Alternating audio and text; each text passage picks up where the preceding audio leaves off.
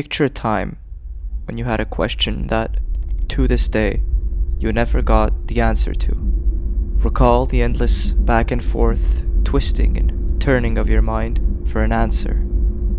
A mystery that will never be solved. Mystery. It's what makes any good story appealing. As the story progresses, some answers reveal themselves, while others need more digging. And until all answers are found, that urge won't stop clawing the back of the mind, chasing that satisfaction of figuring it out.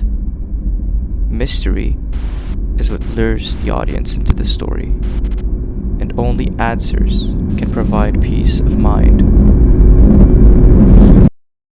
But what happens when mystery turns into an obsession with no guarantee of any real answers?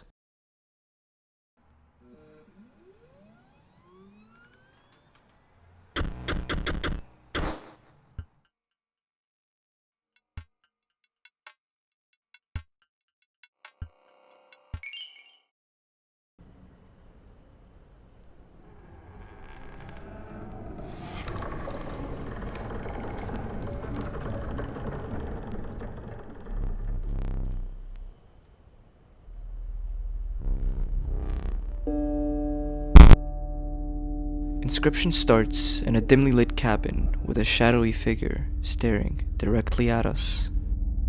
All that is visible are his entrancing eyes. Without hesitation, he explains the rules. Beast cards require a blood sacrifice in order to play them. An odd and very sadistic mechanic, but sacrifices must be made. We are introduced to a world filled with wilderness where there is no other way to go but forward. As we progress through this quiet, almost empty world, we come across eerie locations, rituals, disturbing figures, and why can only the stoat talk? He keeps warning us about the man in front of us, telling us we need to escape, but why would we want to escape? The game just begun.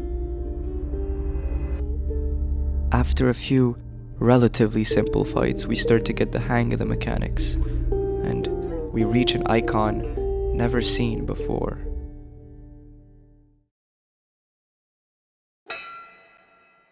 Suddenly, a pickaxe hitting rocks echoes from a distance, a regularly irregular pace, mechanical almost, but also alive.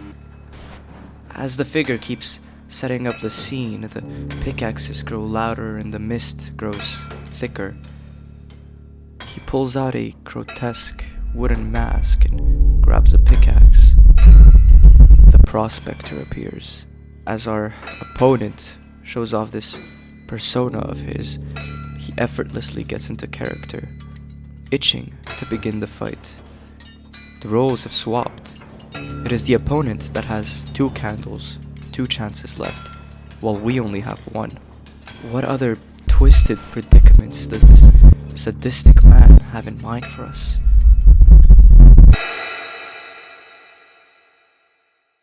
This man, hold on, who even is this man? What's his name?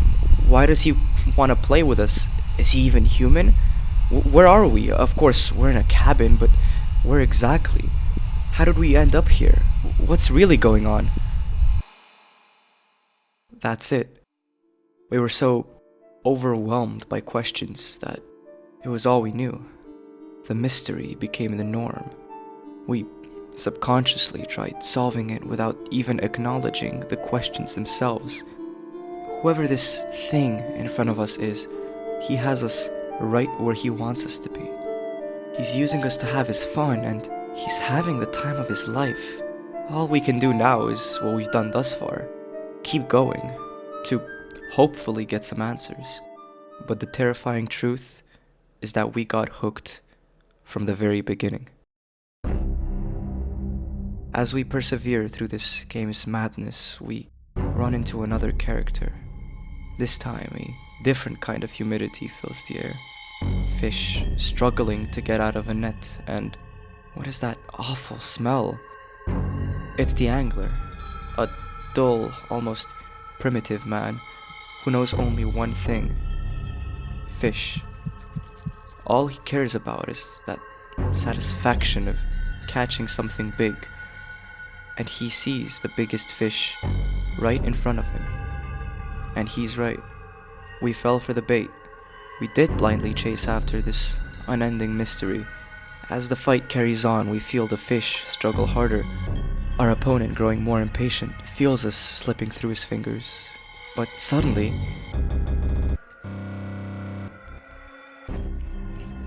what just happened? We were winning and suddenly the game glitched? It's impossible for us to win now. He cheated. Too fast, too soon? What does that mean? Did he not expect us to get this far? What is he hiding from us? What now? There's no way to win. Do we just accept defeat?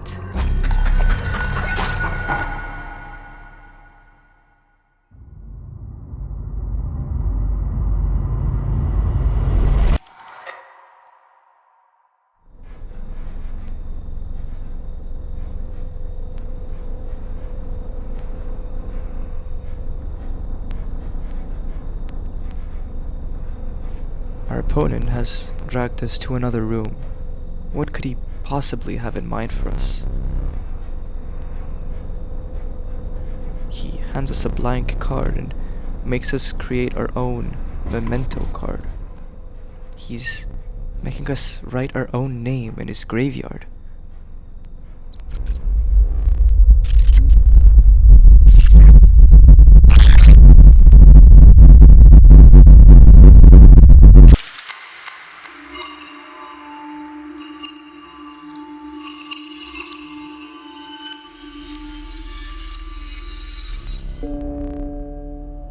After a quick death, we end up right where we started. Death served the mere purpose of a reset button. And as soon as we're back, the sadistic figure eagerly introduces us to a new mechanic.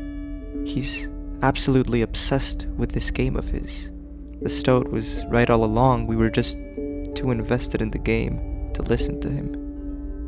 Before we begin a new run, it appears the figure forgot to set up our player character on the board. He asks us to go grab it for him and tells us that we are free to roam around his cabin to keep our blood flowing. As we walk around the cabin, we find a few objects that seem important. A safe, some sort of box, a clock. They're all puzzles. But that means that there might be some answers to our questions and, more importantly, an escape from this cruel game. The safe's combination is found on one of the pages of the rulebook. What could be inside? It must be something of value, maybe even something dangerous. We can finally get closer to understanding what's really going on.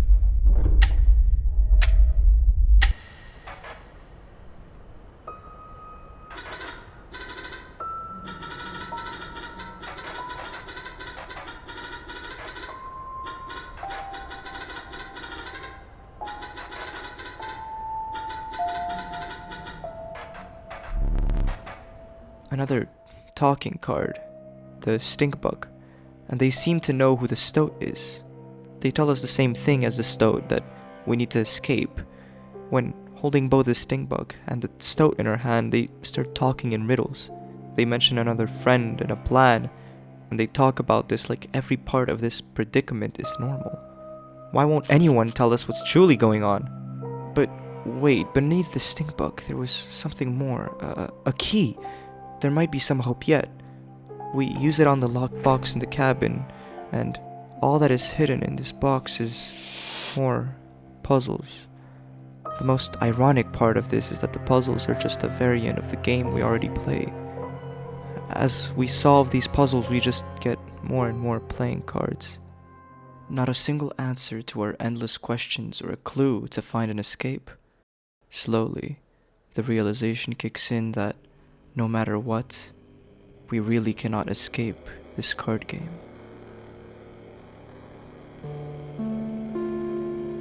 He really is the game master. Not only does he narrate our campaign, but he controls everything. No matter what we do, it's all according to his script. Before we even start asking questions, he distracts us with his game mechanics. If we go too fast, he cheats to slow us down. The only other ones who might know something more are also keeping the truth from us seemingly because of him. And now, he even gives us the illusion of discovering secrets only to lead us to more cards, more rules, more time dedicated to his story and his game. He controlled us. He manipulated us. He knew exactly what he wanted and lured us in with implied promises. He took advantage of our human nature and used our curiosity to satisfy whatever desires he had. And without giving it a single thought, we blindly fell into his traps again and again and again.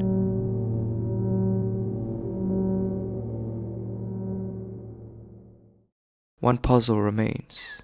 The caged wolf and the scale. A knife appears to be connected to the mechanism. If we can free that wolf, we could use the knife in some way. The caged wolf. That's one of the cards we got from the previous box puzzle.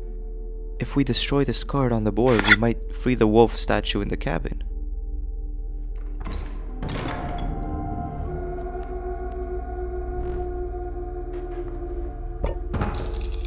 With the wolf freed, we get access to the knife, but it's just another item we can use for the game. Another item used to tip the scale. It seems the more we play, the more challenging the fights get. And so, more sacrifices need to be made.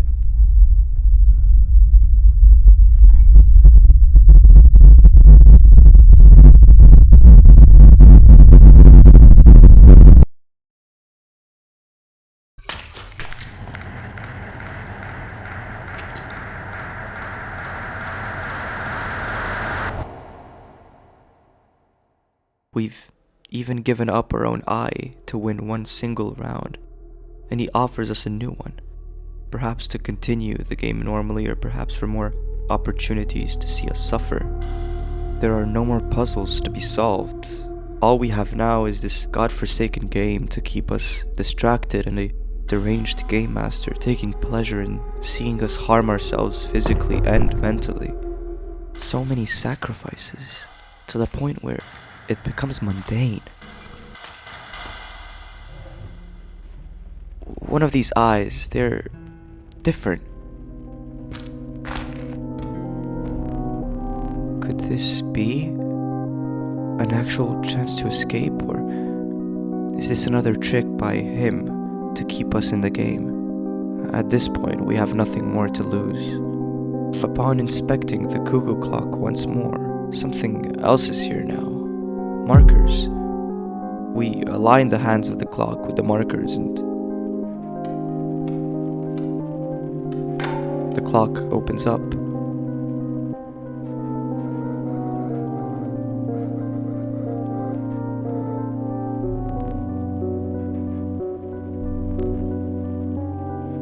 Just as we think all we found was just another talking card, it tells us to grab the film inside the clock. The film. Why would that be important, and why is the game master worried about what we're doing? Could some film really be that important? What could we use it for? The film.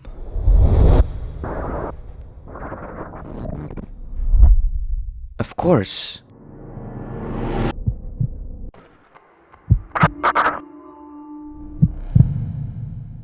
His camera. If we can just manage to get our hands on his camera, we can get rid of him permanently. We might have actually found a way to escape this cycle of death and disappointment. The stunted wolf. It makes sense why he was so well hidden. He was the one with the plan. He even states it. All that's left to do now is to defeat him once and for all, reach the end of this campaign, and catch him off guard.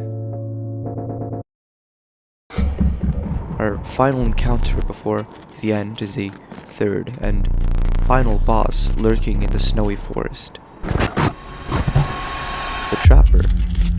But wait, haven't we seen him before? That's right, he sold us pelts during our journey, he aided us with merchandise, and now he's facing off against us. This seems to be our game master's final sick joke, or maybe his final lesson. We knew not to trust anyone but ourselves at this point, but this serves as a reminder to us. Who can we really trust in this grim predicament? Regardless, we keep moving, keep fighting, and eventually we manage to defeat him.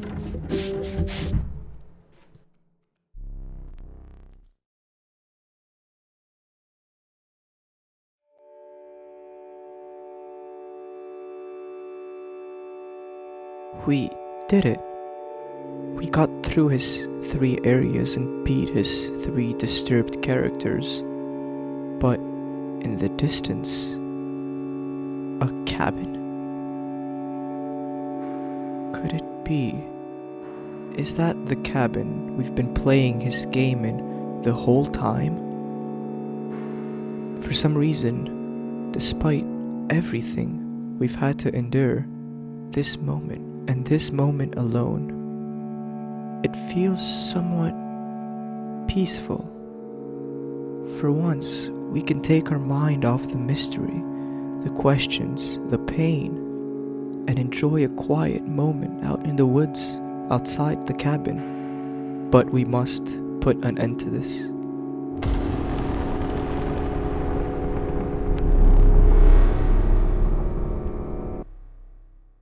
Because it is in human nature to not leave what is unfinished.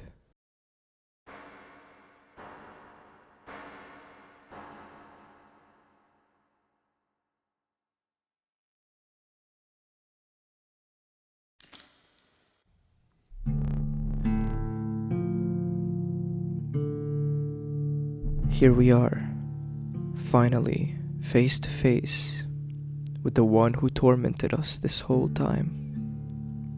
He really was a human this whole time, not a monster or a beast, but a man, just like us, dealing with an unhealthy obsession, telling a thrilling story. He's the exact mirror image of us. Just as we are willing to sacrifice our physical and mental health just for a chance to answer one of our curious questions, he is willing to sacrifice his integrity as a game master by cheating, keeping us here by bringing us back as a new challenger, and by luring us with false hopes of satisfying our own obsessions. The end is nigh. One last fight. And it boils down to whoever is determined enough to see their obsessions through.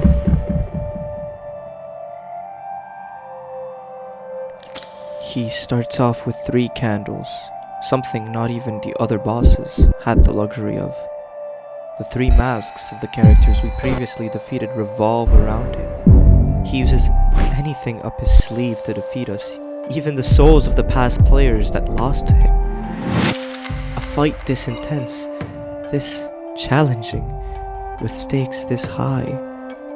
Although we want to escape and put an end to this game, we can finally understand why he loves playing this game so much. His first 2 phases are challenging enough, but nothing we haven't seen thus far. All he did was use everything we've seen up until now to overwhelm us. But then,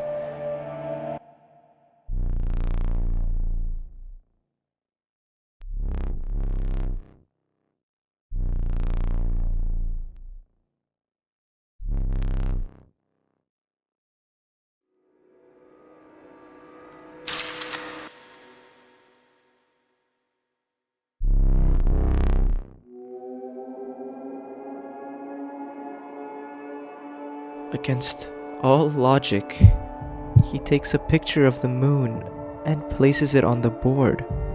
Something truly petrifying. How are we supposed to defeat the literal moon? It attacks in all lanes and has 40 health. This is absurd.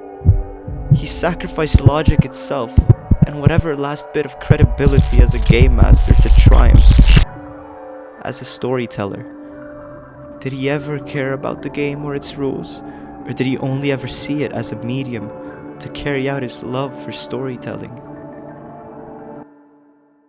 However, as we take a closer look at the board, we notice our Stinkbug is on it. Right, the Stinkbug, its sigil lowers the opposing card's attack by 1, and the moon's attack is only 1 point. We bested him at his twisted logic and used the rules to our own advantage. It's time to put an end to this long game.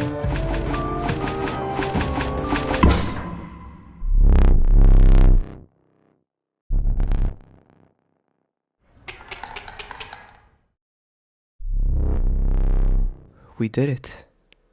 We ended the campaign. Now, to carry out the Stunted Wolf's plan. Despite us defeating him, he takes us to the same room where he killed the previous players. He wants to kill us regardless. He's had his fun with us, we gave him his flashy finale, and now he's going to replace us with a new challenger. To continue the story in hopes of chasing that high we just gave him. But that's not what's going to happen.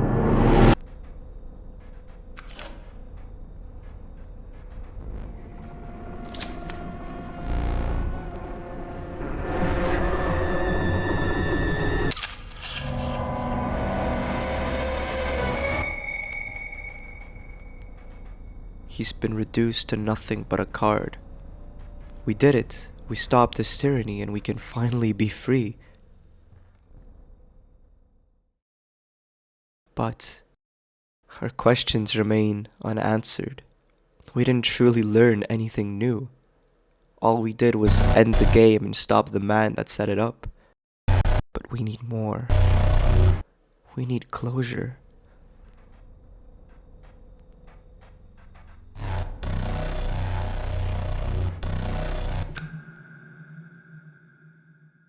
What happens when mystery turns into an obsession with no guarantee of any real answers? We let it consume us in hopes of finding what we've been looking for all along.